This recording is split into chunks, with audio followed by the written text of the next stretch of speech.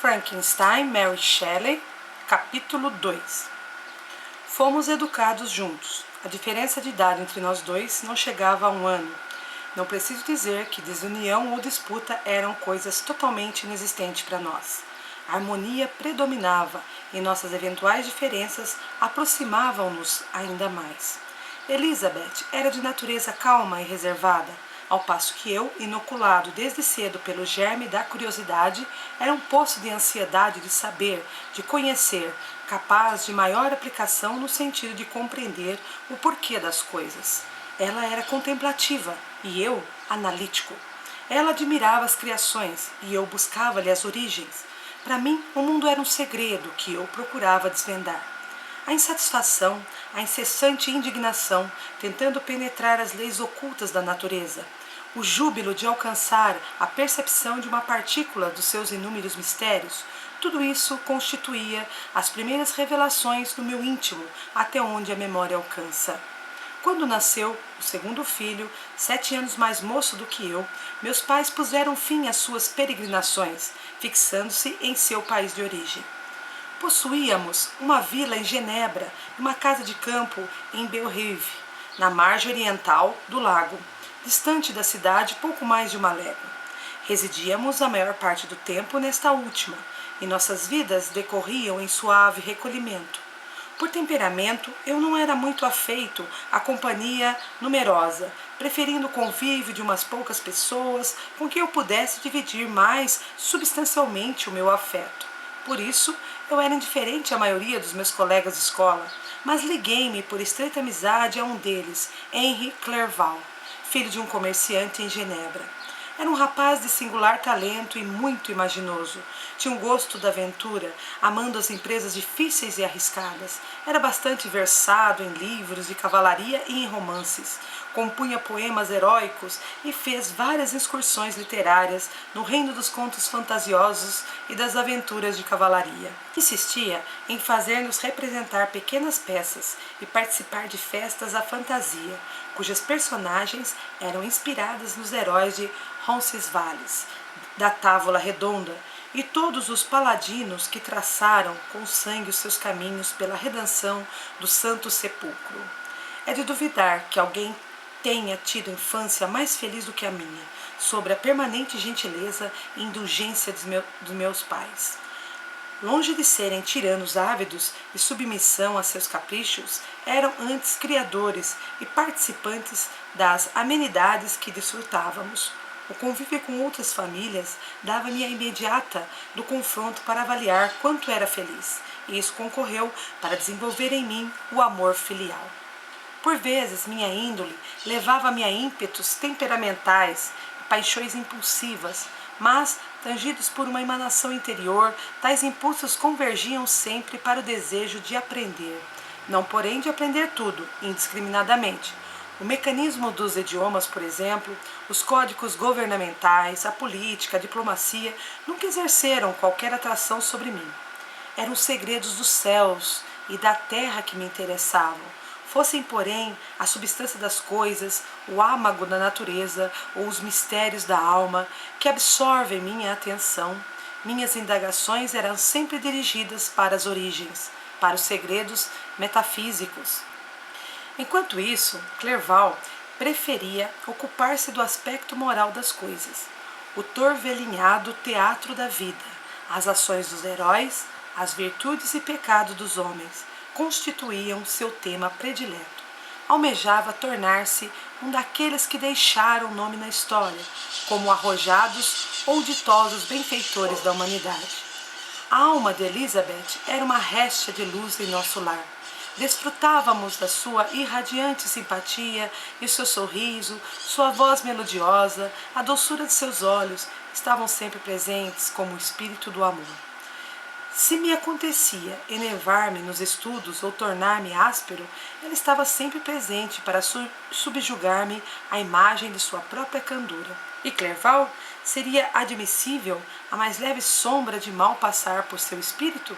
No entanto, também ele não poderia conciliar sua paixão pela aventura com seus sentimentos humanitários, seu afeto, sua ternura, induzindo-o a dirigir suas ambições para as práticas do bem, se não houvesse pairado sobre ele os fluxos benfazejos do nosso anjo dourado.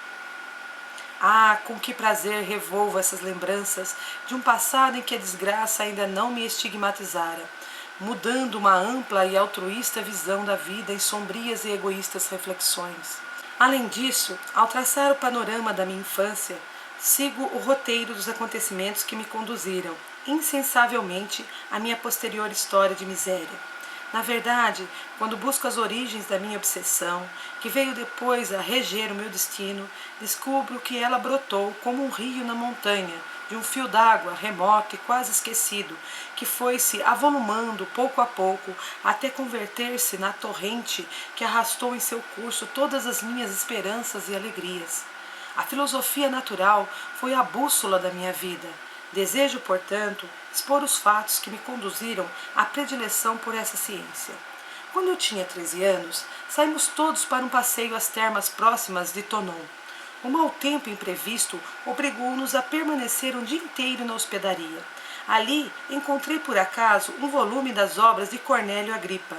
Abri o livro com apatia, mas à medida que me aprofundava na leitura, a teoria que ele tentou demonstrar e os fatos maravilhosos que relatou acabaram por transformar em entusiasmo aquele sentimento.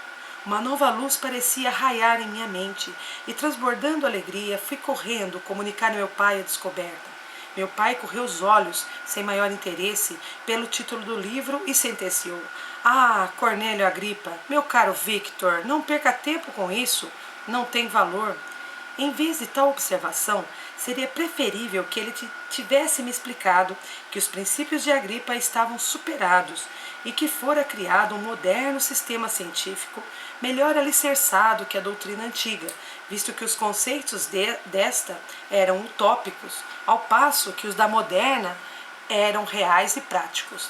Se isso acontecesse, satisfeita a minha indagação, eu teria deixado a gripa de lado e voltaria com maior ardor ao roteiro mais seguro dos meus antigos estudos.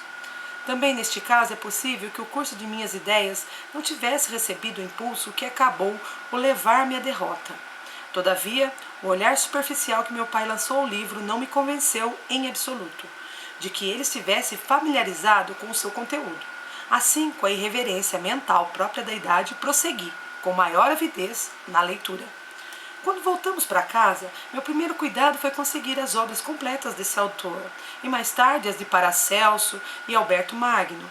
Li e estudei com deleite as inconsequentes fantasias desses escritores, julgava-me na posse de tesouros que poucos, além de mim, conheciam. Imaginei-me o eleito para penetrar os segredos da natureza. A despeito das notáveis descobertas dos filósofos modernos, as suas conclusões deixavam-me insatisfeito e descontente. Sir Isaac Newton, ao que se conta, confessou certa vez que se sentia como uma criança a apanhar conchinhas nas praias do grande e inexplorado oceano da verdade. Minhas pueris apreensões levaram-me a colocar no mesmo plano os seus seguidores, em cada ramo de filosofia natural com os quais eu estava familiarizado. O camponês ignorante habituava-se a captar utilizações práticas da simples contemplação dos elementos em seu redor. O mais sábio dos filósofos pouco sabia. Ele descobrira parcialmente a face da natureza, mas a profundidade de seus traços fisionômicos permanecia em mistério. De que vale dissecar, anatomizar e dar nome se não se chega à profundidade das causas? Essas, em seus graus secundários e terciários, continuavam de todos desconhecidas. Eu me defrontara com fortificações e obstáculos que pareciam tornar inexpugnável a cidadela da natureza, e temerário e ignorante ficara ressentido. Mas em apoio à minha briga com Isaac Newton, assim estavam livros e homens que tinham penetrado mais fundo e sabiam mais. Aceitei irrestritamente suas assertivas e fiz-me seu discípulo. Pode parecer estranho que, em pleno século XVIII, coubesse uma atitude dessas, mas, conquanto seguisse o currículo normal da educação ministrada nas escolas de Genebra, eu era, no campo dos meus estudos favoritos, autodidata. Meu pai Não era cientista, sem luzes. Portanto, para livrar-me da luta em que me debatia cegamente, tendo por aliada apenas a sede desenfreada de conhecimento, sob a direção dos meus novos mestres, atirei-me, nada mais nada menos, do que a descoberta da pedra filosofal do elixir da longa vida. Entre os dois, prevaleceu esse último objetivo. A riqueza era uma finalidade secundária, mas quanta glória haveria de coroar a descoberta que permitisse banir a doença do organismo humano, tornando o homem invulnerável a todas as mortes, salvo a provocada pela violência. Meus sonhos, entretanto, iam mais longe. A evocação de espíritos ou demônios, o exorcismo, eram promessas prodigamente esbanjadas pelos meus favoritos, que eu procurava tornar realidade. Não importava que minhas bruxarias sempre fracassassem, pois eu sempre dava um jeito de atribuir o insucesso à minha inexperiência e engano, e não a uma falha da capacidade dos meus instrutores. E assim, por algum tempo, vivi nesse emaranhado de sistemas arcaicos, misturando inadvertidamente 1000 teorias contraditórias, espojando-me num atoleiro de assimilações conflitantes, até que um acidente veio, mais uma vez, alterar o curso de minhas ideias. Eu andava por volta dos meus 15 anos e havíamos ido para nossa casa de campo em Belrive, quando presenciamos uma tempestade das mais violentas e terríveis. Avançamos dos longes das montanhas do Jura, a borrasca explodiu de repente com toda a fúria em todos os quadrantes. Enquanto durou o espetáculo da natureza enfurecida, permaneci a contemplá-lo com um misto de curiosidade e prazer. Como estivesse à porta, vi de súbito uma enorme língua de fogo expelida do antigo e belo carvalho que se erguia a cerca de 20 metros da nossa casa. Tão logo se desvaneceu aquela luz ofuscante, a árvore desaparecera, não restando dela mais do que um cepo esfrangalhado. Quando, na manhã seguinte, nos aproximamos para verificar o ocorrido, encontramos o carvalho esfacelado de maneira singular. O raio não o fendera, mas reduzira-o inteiramente a tiras de madeira. Jamais vira algo tão completamente destruído. Além disso, eu não estava ainda familiarizado com as mais elementares leis da eletricidade. Aconteceu encontrar-se em nossa companhia um homem de grande saber no campo da filosofia natural, que, a propósito da catástrofe, começou a explicar uma teoria que criara sobre o tema da eletricidade e do galvanismo, fenômenos novos e surpreendentes para mim. Sua dissertação lançou em profunda obscuridade as teorias de Cornélio Agripa, Alberto Magno e Paracelso, os senhores da minha imaginação. Esse acontecimento desestimulou-me a prosseguir nos estudos que então me empolgaram. Novas dúvidas me assaltaram. Parecia-me que nada seria ou jamais poderia ser conhecido. Tudo quanto, por tão longo tempo, absorver a minha atenção tornara-se de repente desprezível. Por um desses caprichos da mente, aos quais somos talvez mais sujeitos na adolescência, abandonei de pronto minhas ocupações de até há pouco. Desembaracei-me da história natural e de toda a sua gênese, como se fossem criaturas disformes e abortivas, e passei a nutrir o máximo desdém por essa ciência que jamais me franquearia os umbrais do verdadeiro conhecimento. Nesse estado de espírito, aferrei-me à matemática e aos ramos do estudo a elas pertinentes, por estar apoiada sobre sólidos alicerces, sendo assim digna de toda consideração.